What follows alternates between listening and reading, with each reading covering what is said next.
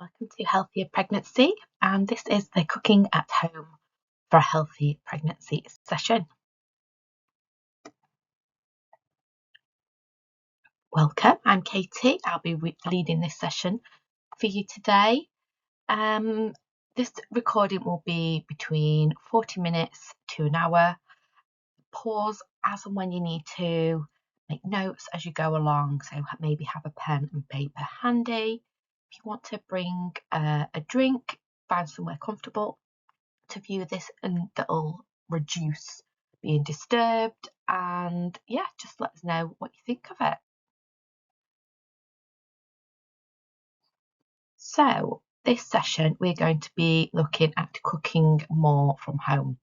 So cooking at home to support a healthy pregnancy, generally what might get in the way of that, basics of cooking at home to build confidence, and cooking on a budget and time-saving tips. So we're going to just cover quite a few aspects to get you into cooking at home more.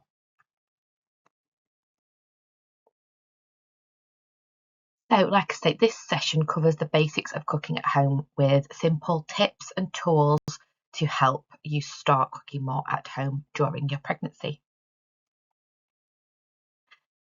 So first of all, maybe it might be good to see where you are currently with how often you cook at home. So have a look on this scale. So we've got rarely, sometimes, often, and always. So just have a minute to see where you are on that scale.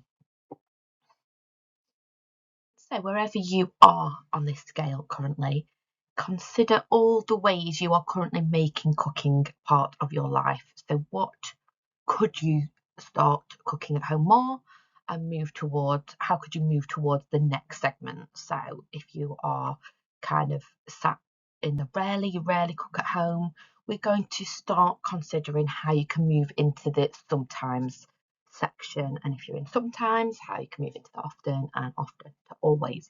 So wherever you are, we're going to kind of build on where you're at in this session today, thinking about small steps that will make cooking at home an option more often or easier for you.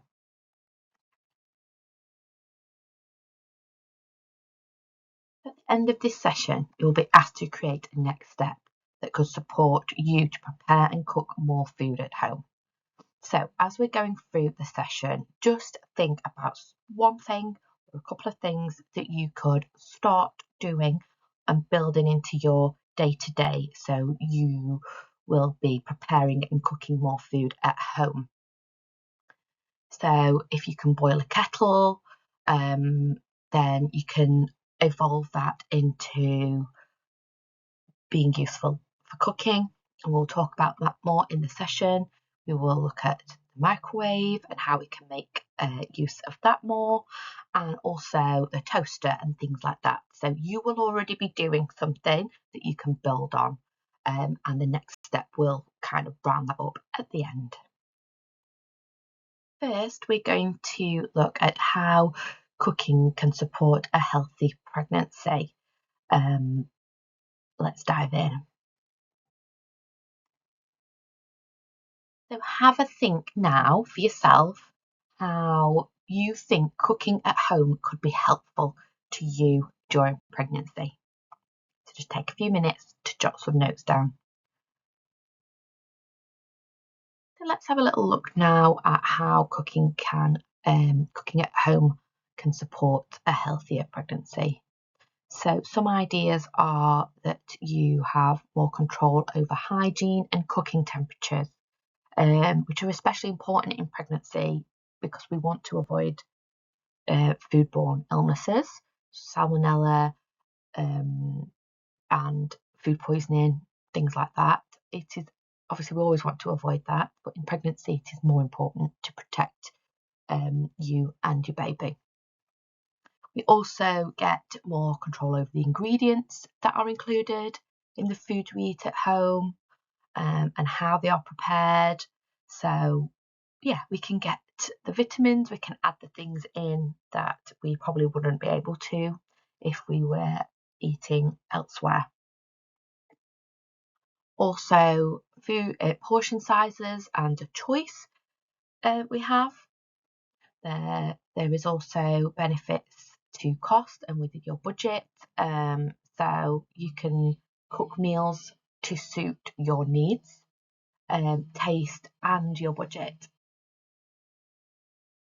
And this could also embed skills and knowledge which could have ongoing benefits to support yourself post-pregnancy and to support baby feeding when you start to introduce solids. You will have a few skills up your sleeve that you can use during that time. You'll just feel more confident about approaching that stage.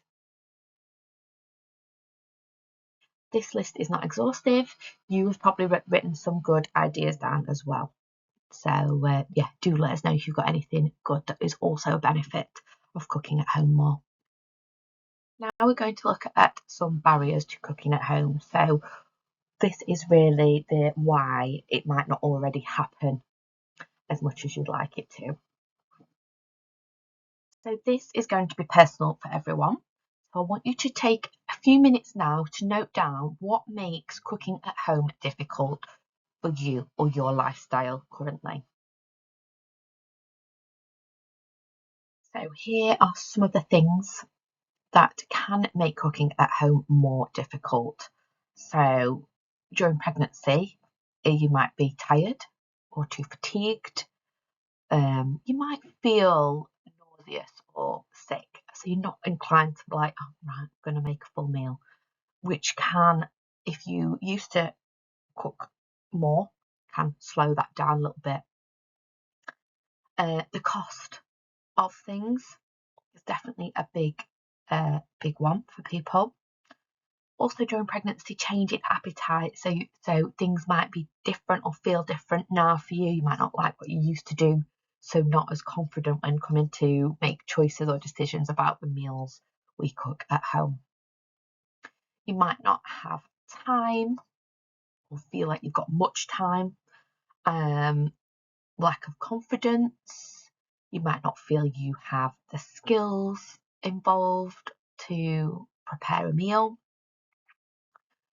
And your environment might not be set up to do so. It might be that the takeaway menu is more accessible than the ingredients in your fridge, or that you need to make a list and go to the shop and get them. So there might be more obstacles in the place to make that happen. So there are a few other things as well that aren't on here. So you might just be out of the habit. The habit is to buy microwave meals rather than get ingredients, and that just becomes what you do. You've got preference, you like them, you pick them up when you go shopping because it's easier. It can take more thought as well to construct a meal. So that's what we're going to try and break down a little bit for you in this session today. Bring it back to basics and build from there. Also, the common thing is you don't know where to start. That might be a feeling or something that's getting in your way. Or you feel like you don't like to cook at home, these are all valid reasons. So are there any others that we've not covered that you've jotted down that are relevant for you? And hopefully some of the things we cover in this session today will start to tackle that. And even if you just start doing one meal or one thing differently, then that'll be a great step towards a healthier pregnancy and cooking at home more. Building cooking confidence is next.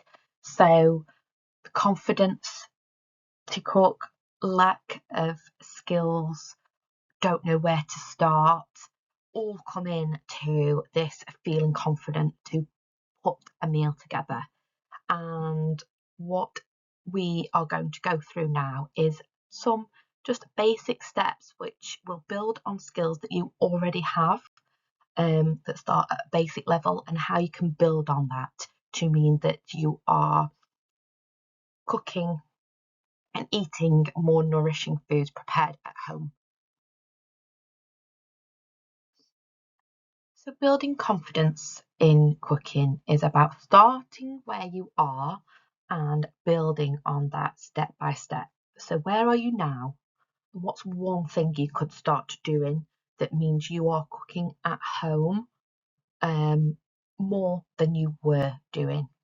And that might be a meal at a time. It might be starting to add things that you've prepared at home onto each of the meals you already have. So say if you generally have a microwave meal, it might be adding a portion of veg to that you've prepared yourself or so on. So let's explore some of these things now. So do you use a toaster currently? Most of us probably do to have a sliced toast.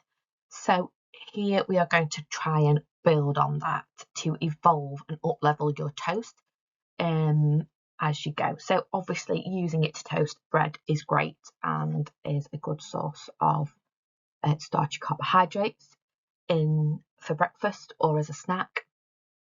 So we could also then try to use maybe something different to just butter on it to give it a bit of a twist. So some examples here are avocado, avocado or peanut butter. So what could you try just to add on it instead of butter? Have a little think. So, or you could maybe have low sugar and salt beans or tomatoes on toast. So it gives you that extra layer of nourishment and different nutrients that we need in our day to day. You could even add an egg for protein and a vegetable option. So, and that end one actually makes a really balanced meal. You will feel satisfied from that, and you will definitely have got quite a bit of nourishment from that, some of your vitamins and minerals that you need for your day. So it's just an idea of how to build on to something you already do. So if you bake a slice of toast, you could evolve that. So if this is something you'd like to try, then here is a resource we have linked. So Good Things on Toast. So this is I think it's BBC. So you can scan the QR code there using your phone camera and it will take you to the link to Good Things on Toast if that's something you want more ideas on. Okay, now we're going to look a little bit more about how we could use our microwave to optimize its uses. And the microwave is a really good source or energy source, cooking source, to help with cooking quickly. I think it's not cooking the thing in the microwave that's the problem, it's the meal that we cook in it. So microwave meals that we buy often from the supermarket can be high in sugar, salts, fats. We're not in control of what's in them, but to use in the microwave for other items can be really useful. That being said, you can obviously have microwave meals within your day to day. We are just trying to encourage you to cook from home more. So if you already microwave a meal at home and you have a microwave, you can use your microwave then to try cooking vegetables in. That being frozen vegetables, you can get them in a packet or you can put them into a jug with some water in. Then you can add that to the meal. So even whether that is a meal you've cooked or if it is a meal you warmed up in the microwave, you could add the veg and extra nutrition onto it. Or maybe you could try a jacket potato. So again, a good source of starchy carbohydrates, lots of vitamins and nutrients in a potato, which you can cook in the microwave. So you have to prick the skin a few times with a fork and microwave for 5 minutes roughly on each side or until done. So see how you get on with that. Again, you can then add on the toppings, sides to that jacket potato, which you can enjoy, and it's a meal that will keep you feeling full. So this can help them build a simple meal all cooked by the microwave. Yeah, give it a try. So here is a link. Again, use your camera to scan the QR code there, and that will link to some easy microwave recipes.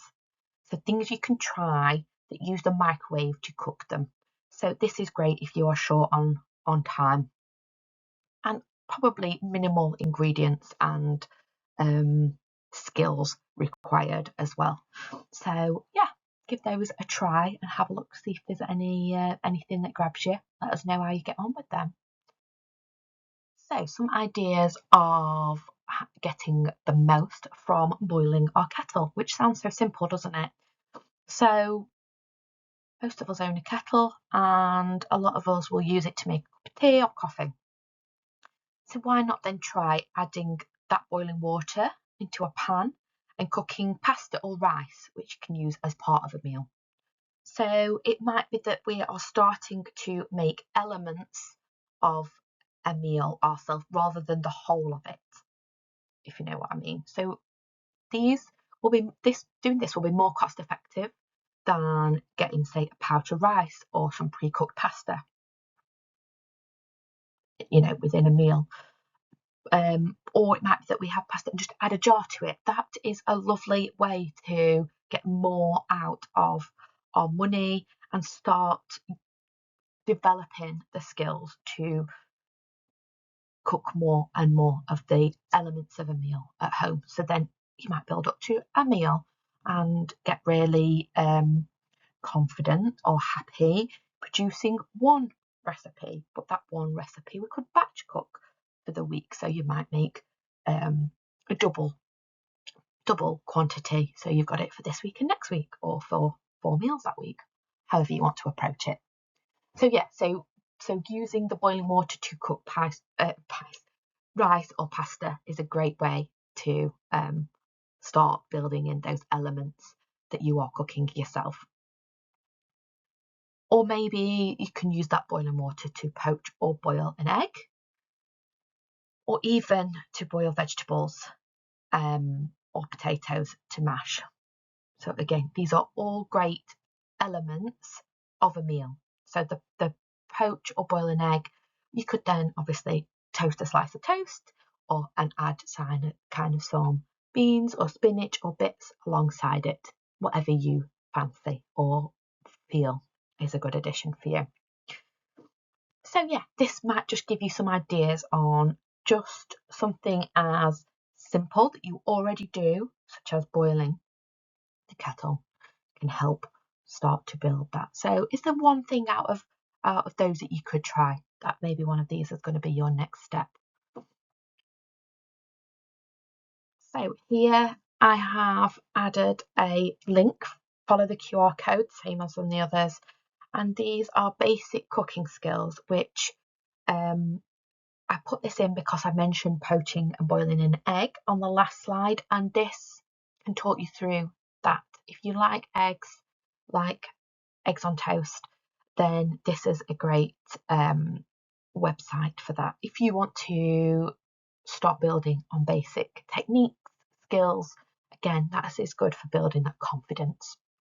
Trying something, see if you can do it or not. And yeah, let us know if anything has been useful from this website. So building a balanced meal. We mentioned the Eat Well guide in the one of our other sessions, the Eating Well in Pregnancy. But then this is kind of just putting it into the perspective of a meal. So doesn't matter if every meal doesn't have to consist of all these elements, but ideally it is a good way of getting the balance into our day. So if you start with a starchy carbohydrate base, whole grain where possible, and then add a variety of vegetables. So whatever fruit or veg you fancy with that meal, with that base.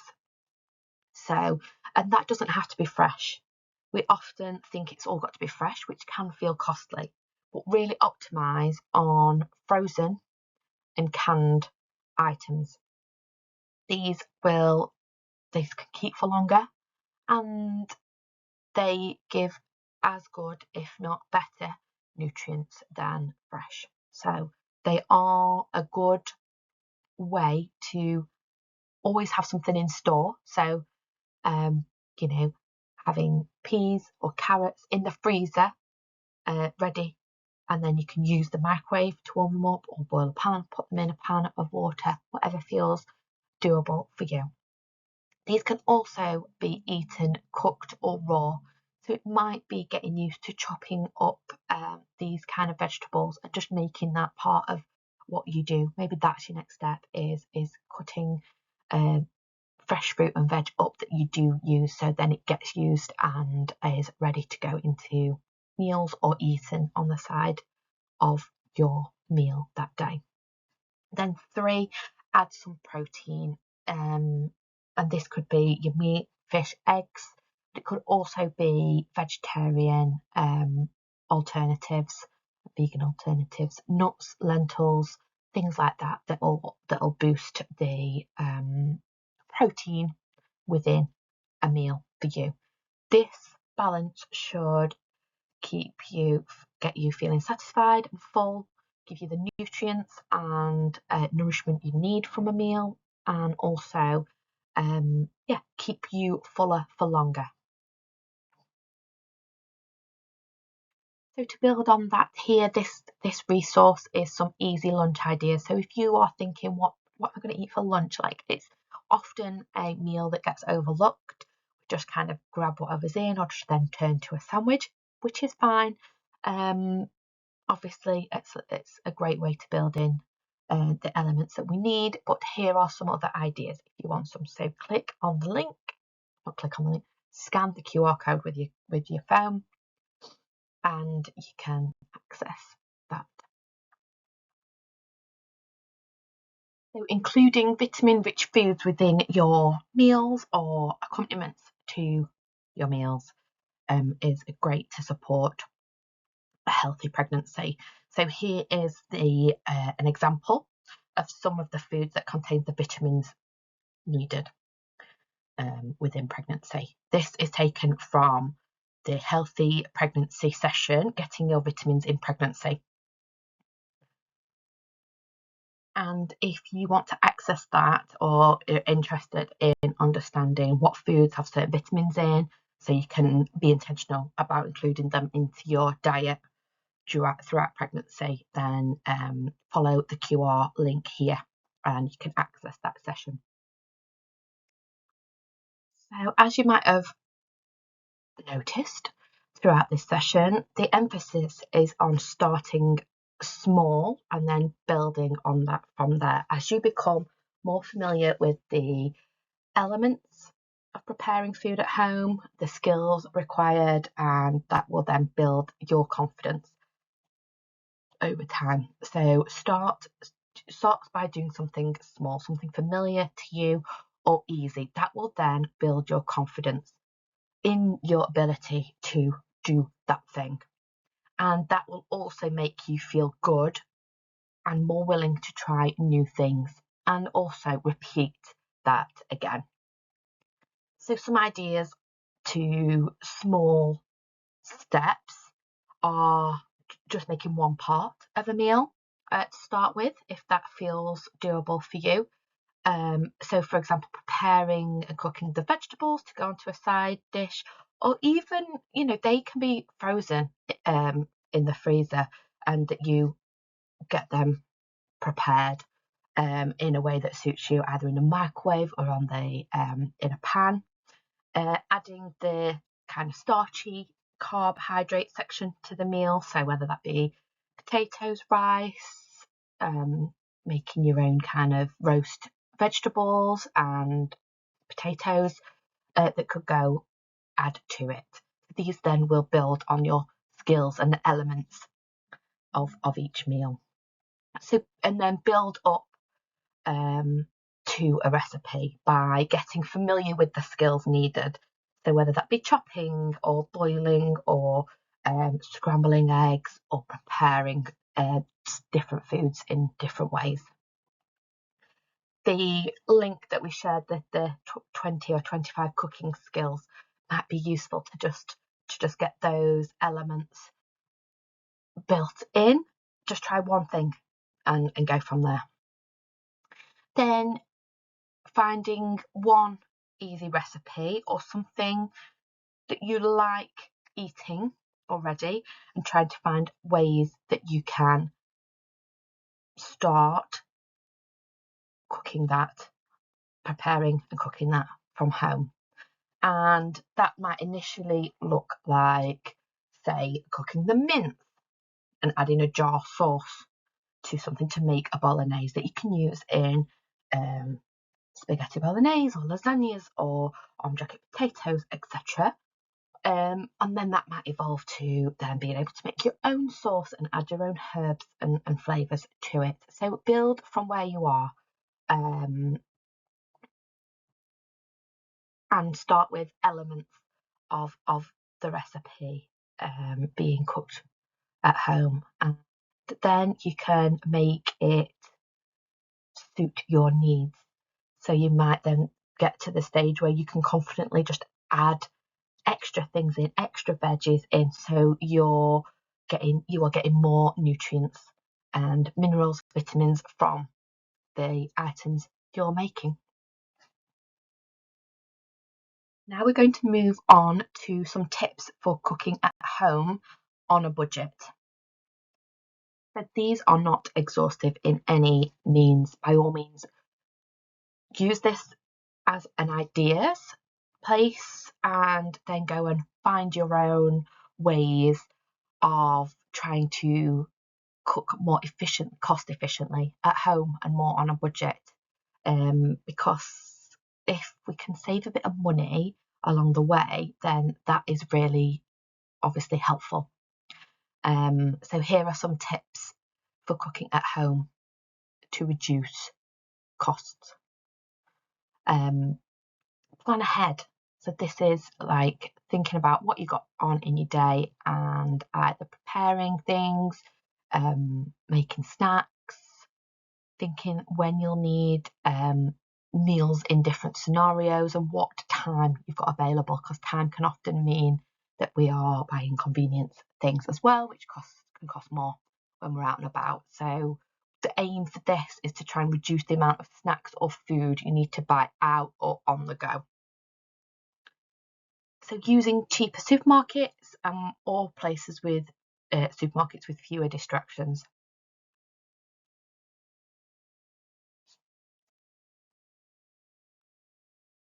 Doing a shopping list has been proven to help. So it means that we're not just we might need that, which can also then lead to wasting food and more wastage of food. So writing a list based on what you think you want to eat. So you could do a meal plan, and this could just be for a day or two. Do what fits best with your lifestyle, but going into a shop with a list will or should, save you money. Cooking in bulk or batch cooking is often referred to now, and portion these up once cooked, which is the essential step, because sometimes then if there's more there, we might just want to eat more at the time or think we've got to eat up, but knowing what we're going to also do with the extra food we've cooked, after we've cooked it, is great. Optimize frozen and tinned options. So ingredients that we put in don't need to be fresh versions. You can get in the tinned and frozen sections a lot of the kind of basic ingredients needed for a lot of recipes, like the ingredients that are repeated. So things like frozen onion, frozen herbs, so frozen garlic and things like that, and just peppers, other peas, carrots, veggies. So they're just handy to have in and available. So, and what are your ideas? Can you go off and find some other tips for reducing the cost of cooking and eating from home? And this might be something we can talk about, or we'll talk about in the coffee and chat sessions that we are hosting. So if you find any good ideas or want to come and ask others for ideas, then that would be a good platform for that to happen. Here is a eating well on a budget link. So if you are interested in exploring a bit more on this subject and seeing how you can make cooking at home more cost effective, then here's some ideas. There is quite a lot out there as well. So see what you find. So lastly, we are going to look at some time-saving tips for cooking at home. Time can be a big factor with our choices around food, and if we've not planned in advance, that can be then also a reason as well that we just kind of either reach for convenient stuff that we've got in, buy quick, easy to eat, easy to warm up, foods that can go in the microwave, or we get food delivered or go and get a takeaway. So that can end up, time can be a big factor in our choices because we sometimes just need what's easiest or what feels easiest. So here are some ideas for speeding up cooking time at home. So I suppose with the same ethos as ready meals, we can batch, prep or cook, like we suggested in the last one, that can save money, to have them on hand and they can act as a ready meal would. But when we're pulling them out of our own freezer, we know exactly what's in them. We're confident that there is more nutrients and less stuff that we don't know that might be hidden in there. So batch prepping kind of either a whole meal or the main part of a meal will help kind of access the food quicker when we're ready for it. Buying ready cut up ingredients, that will save time. It isn't cost effective necessarily, but it is time saving. Or again, the frozen options are often already cut, chopped, so that might be an option as well. Deciding in advance. Again, it comes back to planning ahead, which can be cost effective as well. But planning in advance also takes that decision out of what we're going to eat in that moment. And then that can speed it up. Like we can just get going with what we'd already decided a few days before to have for this meal and this day. Or batch having them ready to have as and when you want them. So some people don't like, they might see what they fancy for that meal at that time. So that's when having the ingredients ready, having the list, getting the items in for a couple of meals over a couple of days might be useful. So keeping it simple and paring it back. So choose easy recipe options that you can repeat and repeat. We think we need to be eating different things all the time, every meal. So how could you simplify the options that are available and have it so there's something easy to cook or easily accessible? Keeping the amount of recipes we lean into on our kind of day to day. And then we can use the weekends maybe for exploring something that might be more time consuming or a bit more fun or different. There's nothing wrong in rinse and repeating the same few recipes. Make the most of frozen and tinned ingredients, which I did mention in the already cut up ones, but again, they are often cut up already to kind of cook. So yeah, Have you got any other ideas for speeding up cooking? We'd love to know them. And again, if you want to bring them to a coffee and chat session, we can chat about it with a few of us. That'd be lovely.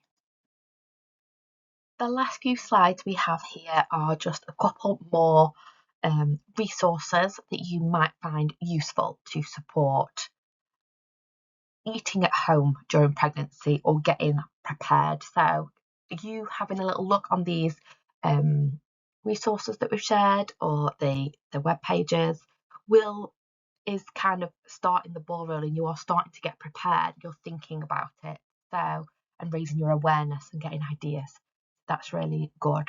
So try to cover areas that you might find useful. So this one is 5 easy breakfast ideas that supports pregnancy, because it's from Tommy's. So that might be a good place to go and have a look if you want some ideas for breakfasts. Lovely, and here is the link for just some general pregnancy recipes.